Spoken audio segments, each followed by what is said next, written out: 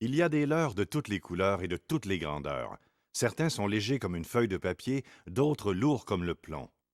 La cuillère ondulante est la collation par excellence pour le poisson. Sa forme de petit vif et sa réflexion de la lumière produit l'effet surprise d'une apparition d'un repas facile. Vous vous demandez sûrement comment c'est fait un leurre. Eh bien, vous allez être gâté.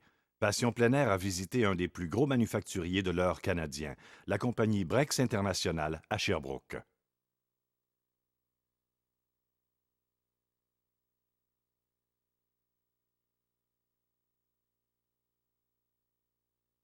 Vous allez voir, il y a plusieurs étapes entre la conception d'une cuillère ondulante et finalement la capture. C'est beaucoup plus sophistiqué qu'on le pense. C'est presque une science.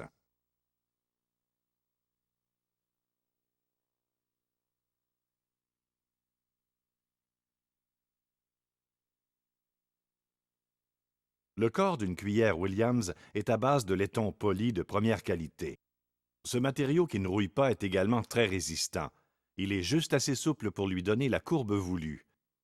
Il est reçu à l'usine en feuilles unies ou martelées. Les feuilles sont ensuite découpées en bandes de différentes couleurs à l'aide d'une presse à couteau. Les bandes sont par la suite passées dans une autre presse munie d'une matrice qui permet le découpage du contour de la cuillère. Elle martèle, coupe et façonne plus de 2000 leurres en moins de 60 minutes. Ce qui ressemble à une seule opération est en réalité un processus en étapes. On estampe d'abord le nom et le modèle. On forme une arête au centre et on perce un trou à chaque extrémité. Pour chaque type et chaque format de leurre, il y a une matrice correspondante pour le découpage. On courbe ensuite le leurre, ce qui fait en sorte que la cuillère se déplace dans l'eau comme un petit poisson.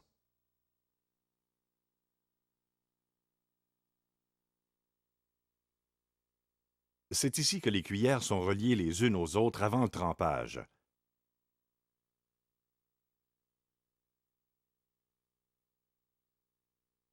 Avant de passer à l'étape suivante, celle du plaquage, les cuillères sont montées sur des cadres pour pouvoir en traiter plusieurs à la fois.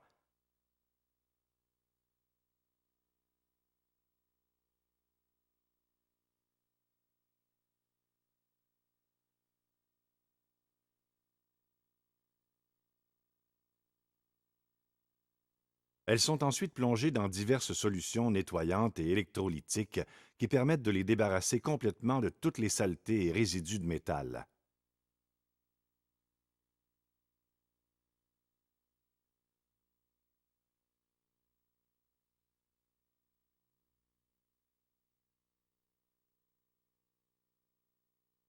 En tout, il y a 24 étapes entourant le procédé de plaquage qui mène à la finition finale.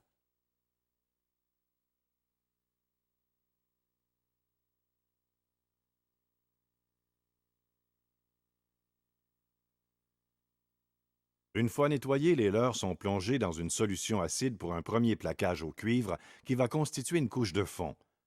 Le courant négatif passe par les leurres alors qu'un courant positif charge le cuivre.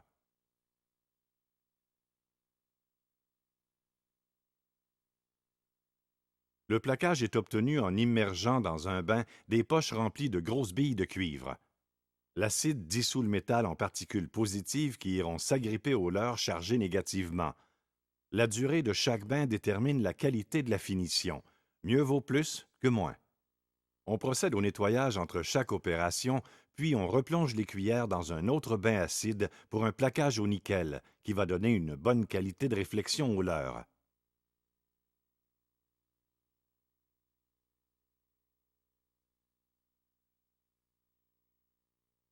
Ensuite, après un autre nettoyage, c'est le plaquage final avec de l'argent, de l'or ou moitié-moitié.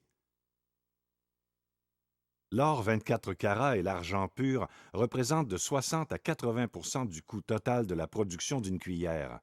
Ce qui fait qu'une cuillère attire le poisson, c'est sa capacité de réflexion de la lumière, sa brillance, tout comme le font les écailles de poisson. Il n'y a donc pas mieux que l'or et l'argent pour refléter la lumière traversant les eaux. C'est supérieur au nickel ou au chrome. Ces finis de métaux précieux reflètent au maximum toute lumière ambiante. De ce fait, ils sont visibles à de plus grandes profondeurs sous diverses conditions aquatiques.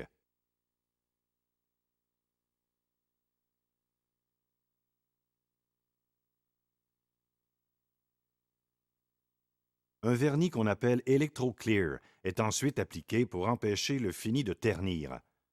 Cela protège le métal indéfiniment en augmentant sa résistance à l'abrasion et à la corrosion.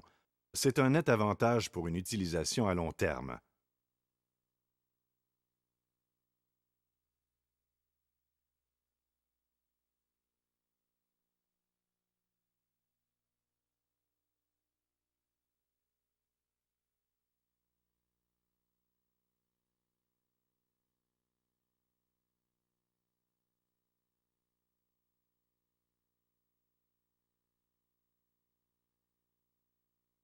Les leurres plaqués or n'ont pas besoin de vernis car ce métal est inattaquable.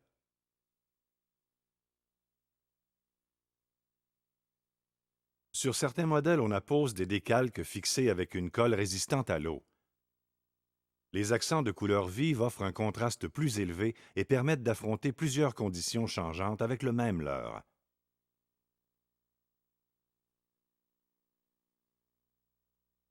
Le décalque prisme sur les leurres donne de très bons résultats. Le fini du prisme est plus brillant à toutes les profondeurs, reflétant la lumière ambiante disponible sur une plus grande distance. De plus, cela imite des écailles de façon très réaliste. Allié avec le métal précieux, on obtient des résultats très favorables. Nos essais ont révélé un taux de succès très élevé.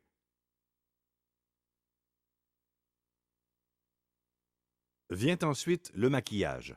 On utilise la technique de l'estampe. Une encre très résistante est appliquée sur une feuille de métal gravée.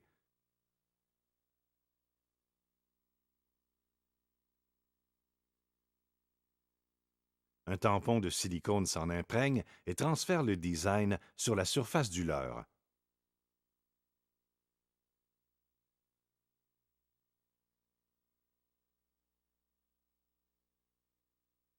Ces motifs maximisent la visibilité lors de périodes trop sombres ou dans des eaux turbides. Certains imitent une proie de choix, d'autres un poisson blessé qui saigne. Finalement, on y ajoute une couche de finition pour une meilleure protection. Une fois la décoration terminée, le trépied ou l'hameçon simple est attaché à la cuillère à l'aide d'un anneau fendu. Les hameçons sont de marque VMC, fabriqués en France et d'excellente qualité. L'émerillon sert à fixer le leurre à la ligne à pêche.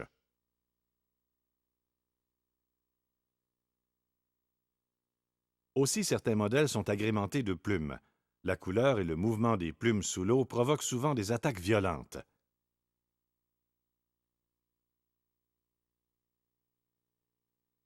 Le trépied est d'abord entouré d'un fil de nylon. On choisit ensuite des plumes de coque qu'on enroule autour du trépied.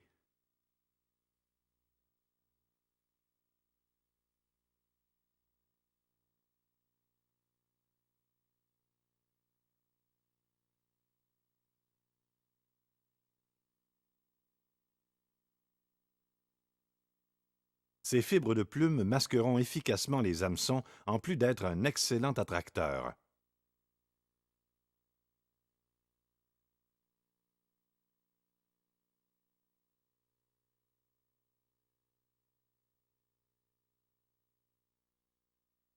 Maintenant, l'étape finale est l'emballage, l'ajout du code barre et la livraison aux détaillants.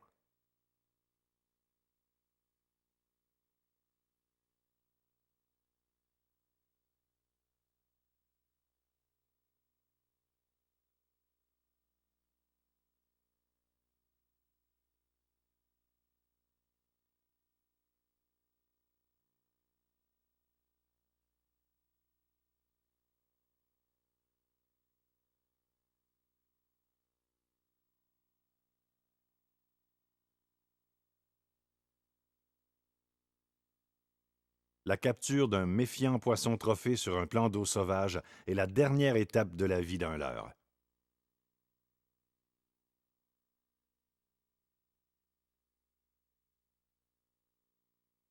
Ces leurres polyvalents exploitent trois variantes: les mouvements, la visibilité et le son qu'ils émettent.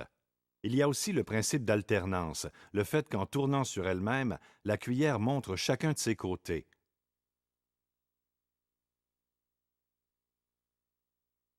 S'ils sont de couleurs différentes, le poisson est stimulé par des flashs lumineux, variables et en continu.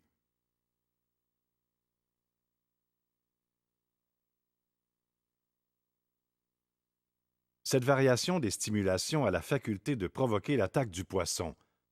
C'est peut-être ce qui distingue tant la cuillère du poisson nageur, sa capacité d'osciller en changeant brusquement de direction, ses nombreuses facettes de brillance et ses couleurs variables. C'est pourtant juste une simple pièce de métal.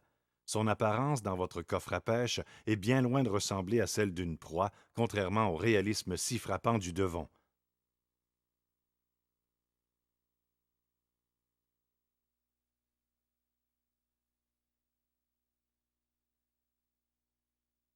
La fabrication d'un leurre peut prendre de 45 minutes à 2 heures.